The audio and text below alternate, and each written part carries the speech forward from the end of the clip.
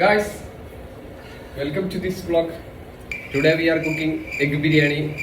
I am with Darshan and here Rizal.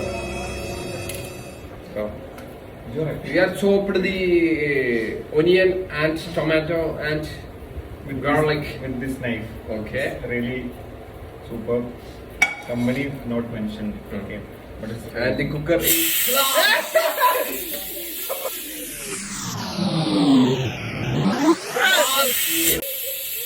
അങ്ങനെ ഞങ്ങൾ 5 മുട്ട ബോയിൽ ചെയ്യാൻ വേണ്ടി വെച്ചു. കുറച്ച് സവാള, പിന്നെ കഴുകി വെച്ച റേഷൻ അരി കുക്കറിലിടുക. സംഭവം നമ്മളൊന്ന് കുക്കർ മന്തി ഉണ്ടാക്കാന്ന് വിചാരിച്ചിരുന്നു. പിന്നെ പുറത്ത് നല്ല വെയിലായതുകൊണ്ട് എല്ലാവർക്കും മടിയായതുകൊണ്ടും ബിരിയാണിയിൽ ഒതുക്കി.